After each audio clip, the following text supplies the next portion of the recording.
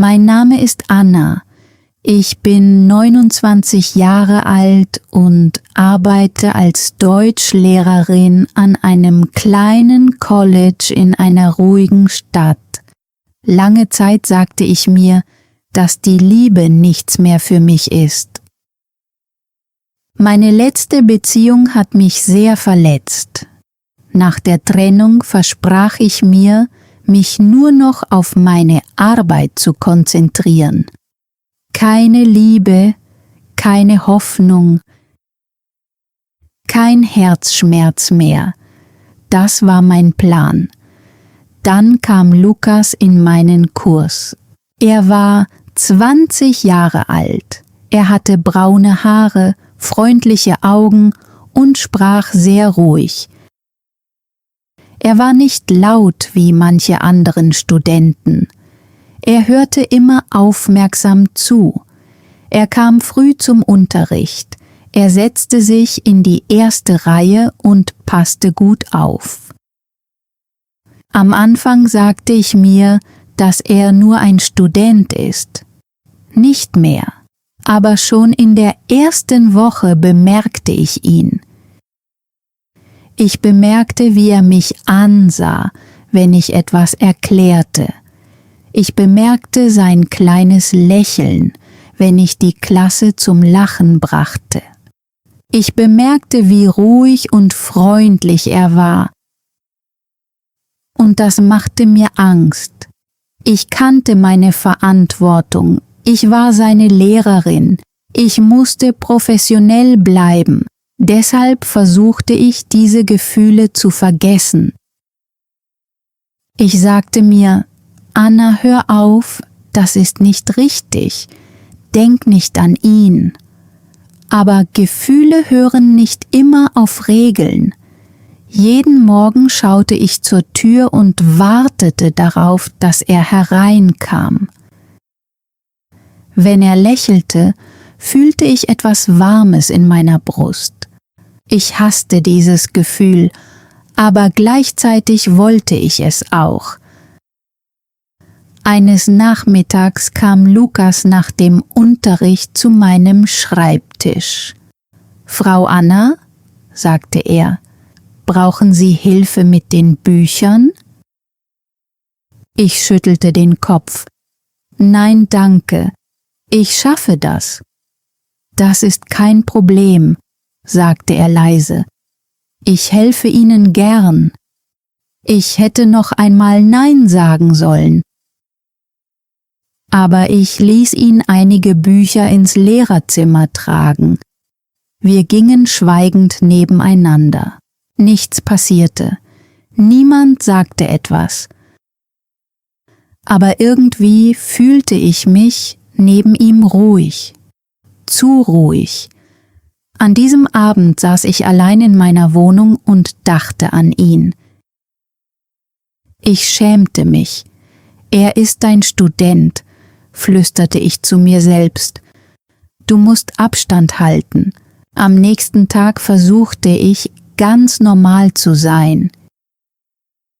Ich unterrichtete. Ich lächelte die Klasse an. Ich beantwortete Fragen. Aber wenn Lukas mich ansah, bewegte sich mein Herz wieder. Eine Woche später blieb er nach dem Unterricht im Klassenraum. Er stand nervös neben meinem Schreibtisch. »Brauchst du Hilfe mit dem Unterricht?« fragte ich.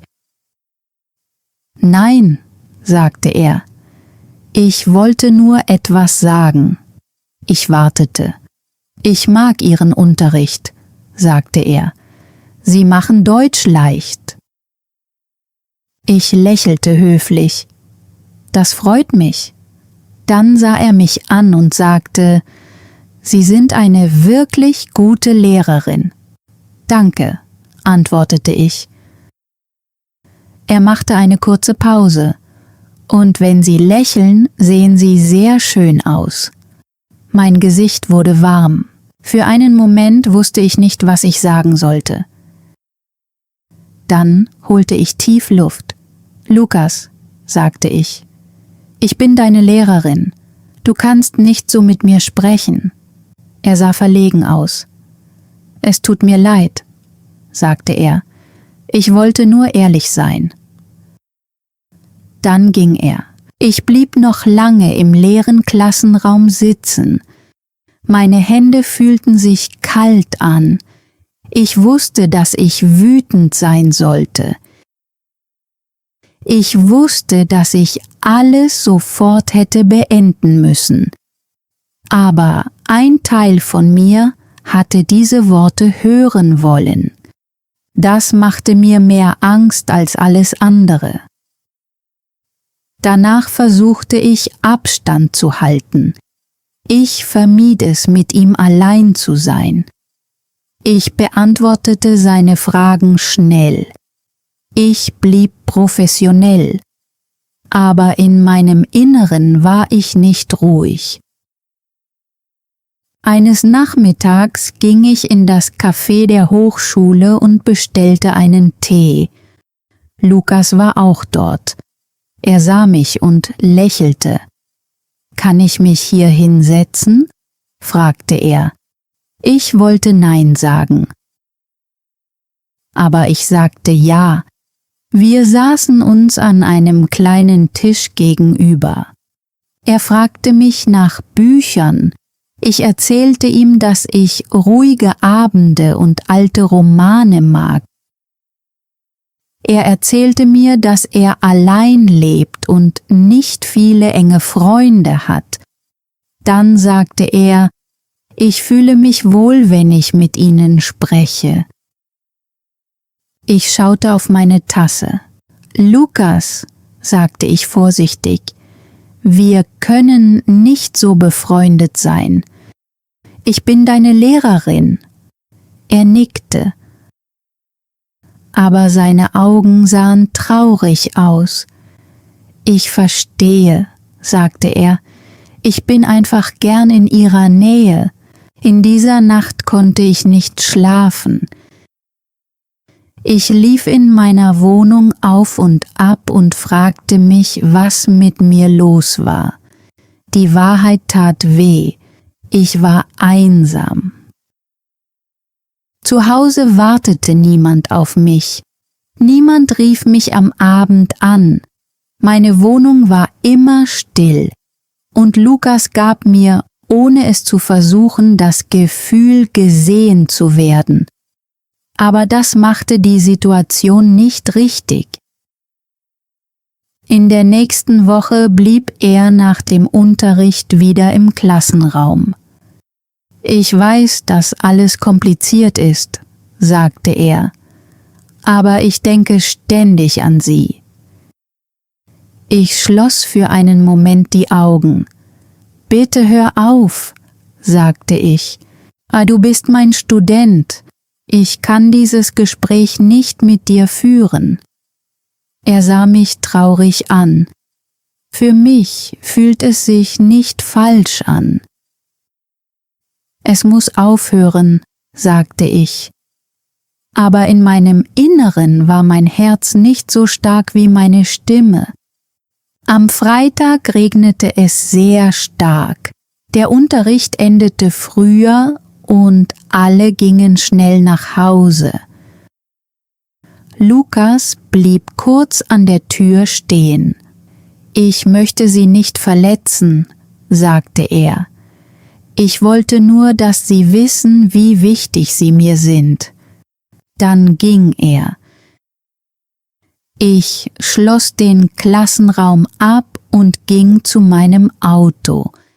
Der Regen machte meinen Mantel und meine Haare nass. Ich setzte mich hinter das Lenkrad und weinte leise.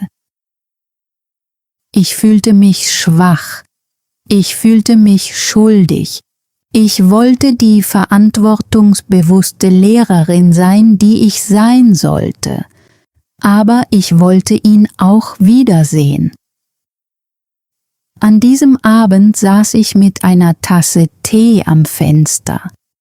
Der Regen klopfte leise gegen das Glas. Ich dachte an Lukas, an seine Stimme, an seine Freundlichkeit. und daran, wie er mich ansah, als wäre ich nicht unsichtbar.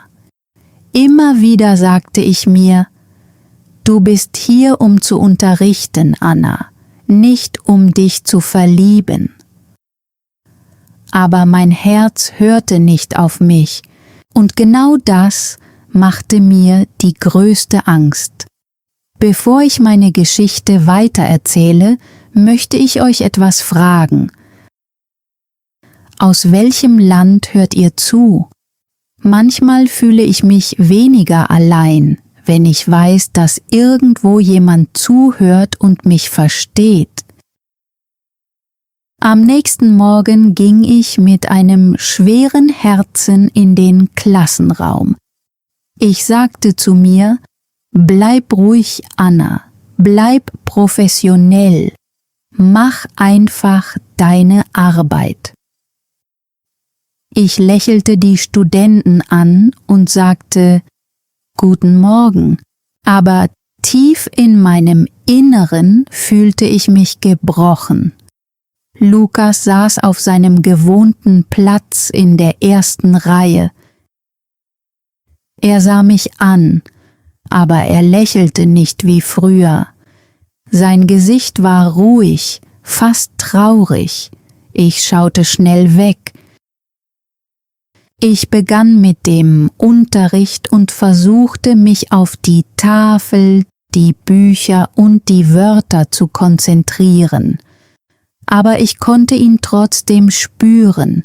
Auch wenn ich ihn nicht ansah, wusste ich, dass er da war.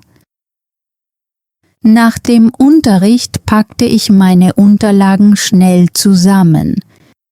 Ich wollte gehen, bevor etwas passieren konnte. Dann hörte ich seine Stimme. »Frau Anna«, sagte er, »können wir kurz sprechen?« Ich drehte mich um. Er stand in der Nähe der Tür und hielt Abstand. Er wirkte nervös. Ich holte tief Luft. »Nur eine Minute«, sagte ich. Er nickte. »Es tut mir leid«, sagte er. »Ich wollte nicht, dass Sie sich unwohl fühlen.« Ich schüttelte den Kopf. »Du wolltest mich nicht verletzen«, sagte ich. »Aber diese Situation ist nicht einfach.« Er senkte den Blick. »Ich weiß.« Wir standen im leeren Klassenraum. Die Stühle um uns herum waren still. »Lukas«, sagte ich vorsichtig, »ich bin deine Lehrerin und du bist mein Student. Deshalb muss es eine klare Grenze zwischen uns geben.« Er nickte, aber seine Augen waren voller Schmerz. »Ich verstehe«, sagte er, »aber ich kann einfach nicht aufhören, an sie zu denken.« Seine Stimme war ehrlich. Er machte keine Witze. Er spielte nicht mit meinen Gefühlen. Und genau das machte alles noch schwerer. Denn tief in meinem Herzen fühlte ich auch etwas. Aber ich konnte es nicht sagen. »Du musst an deine Zukunft denken«, sagte ich. »Wenn wir nicht vorsichtig sind, kann das uns beide verletzen.« »Ich will sie nicht verletzen«, sagte er. »Aber alles in mir zu behalten, tut auch weh.« Ich nahm meine Tasche. »Ich muss jetzt gehen«, sagte ich. Dann verließ ich den Raum, bevor mein Herz noch schwächer werden konnte. Ich ging zu meinem Auto und setzte mich hinter das Lenkrad. Mehrere Minuten fuhr ich nicht los. Ich saß einfach da, schaute nach vorne und hatte Tränen in den Augen. An diesem Abend kochte ich eine Suppe, aber ich aß fast nichts. Ich schaltete den Fernseher ein, aber ich sah nicht wirklich zu. Meine Gedanken waren nur bei Lukas. Ich dachte an seine Stimme, an seine traurigen Augen und an die Worte, dass er mich nicht verletzen wollte. Ich legte mich ins Bett, aber der Schlaf kam nicht. Immer wieder fragte ich mich, warum jetzt? Warum ausgerechnet er? In den nächsten Tagen versuchte ich, Lukas aus dem Weg zu gehen.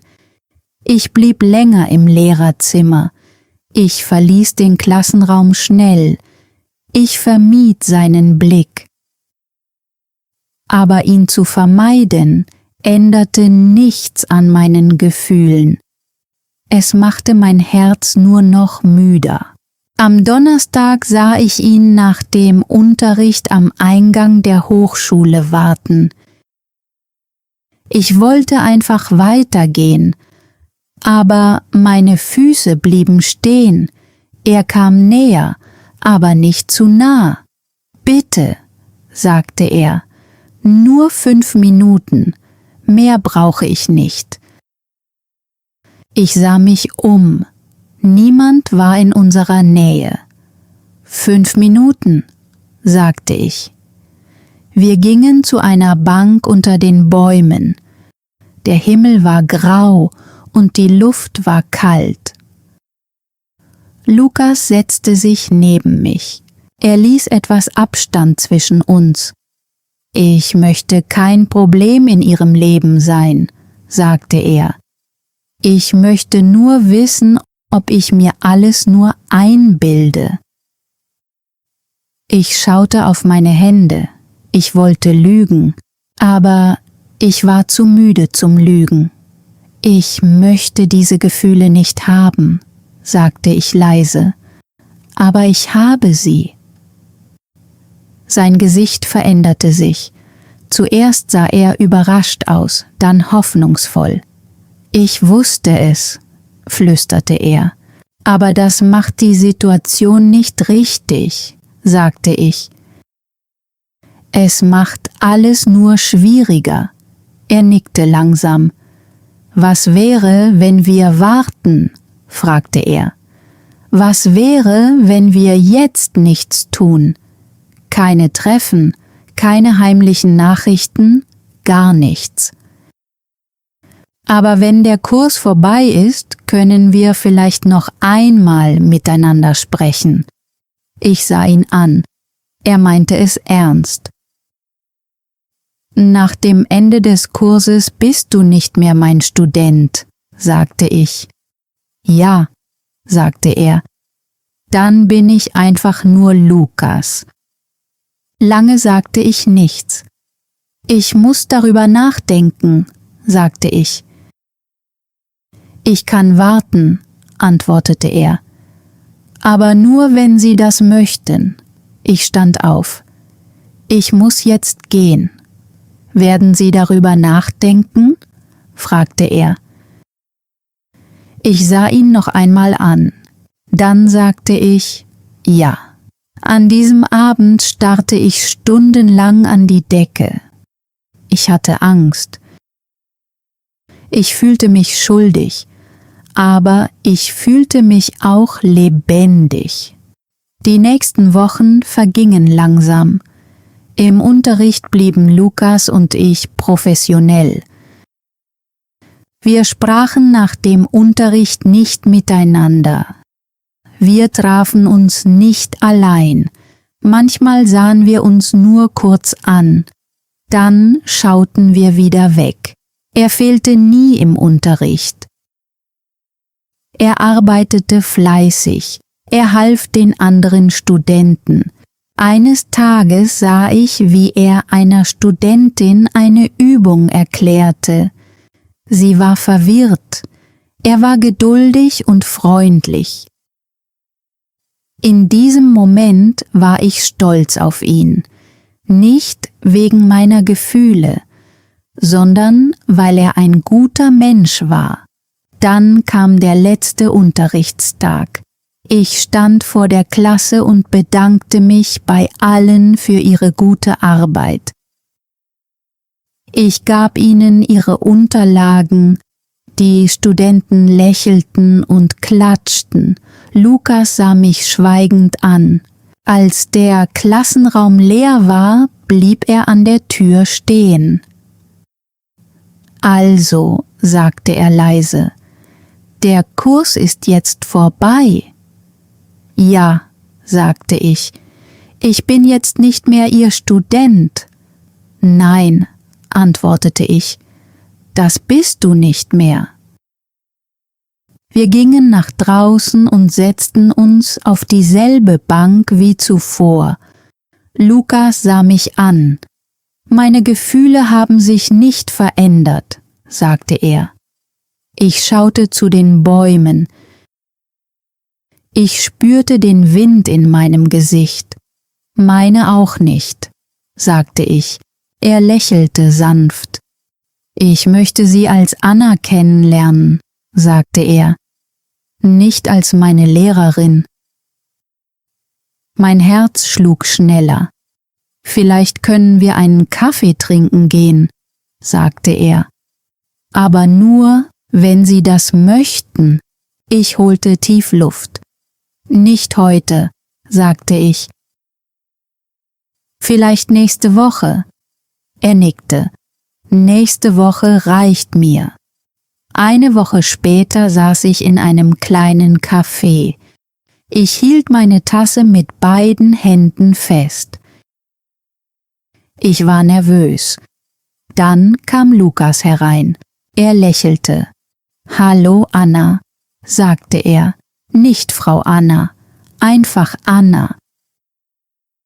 Ich lächelte zurück. Hallo Lukas. Er setzte sich mir gegenüber. Für einen Moment sagte keiner von uns etwas, aber das Schweigen war angenehm. Dann begannen wir zu reden. Er erzählte mir von seinem neuen Nebenjob in einer Buchhandlung. Ich erzählte ihm, dass ich im Sommer meine Schwester besuchen wollte. Wir lachten.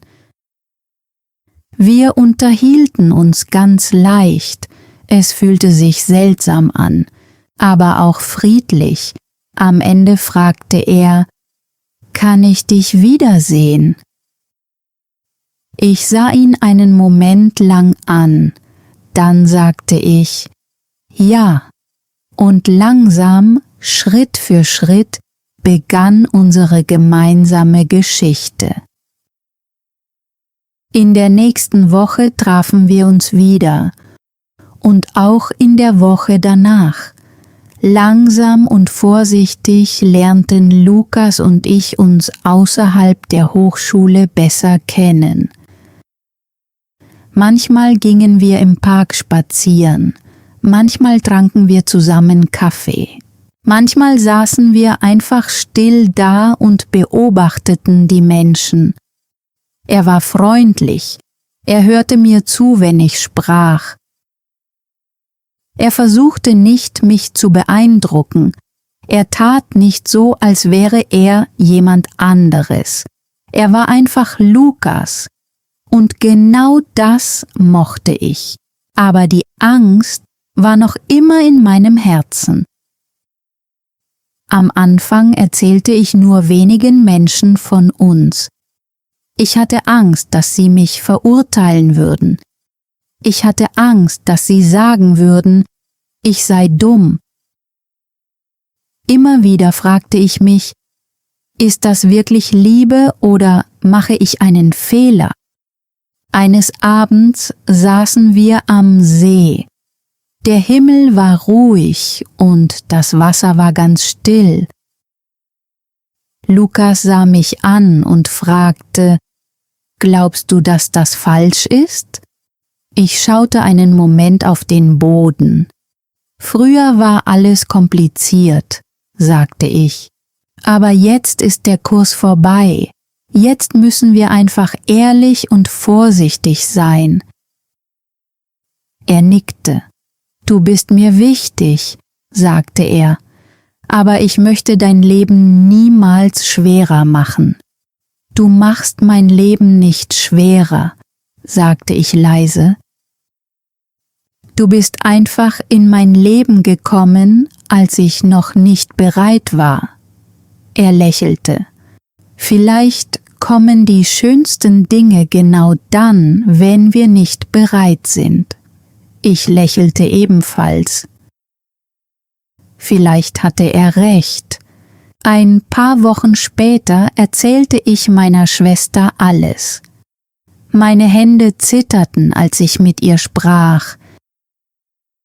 Sie fragte mich, »Bist du glücklich?« Ich antwortete, »Ja.« Dann sagte sie, »Dann beschütze dieses Glück.« Diese Worte gaben mir Frieden.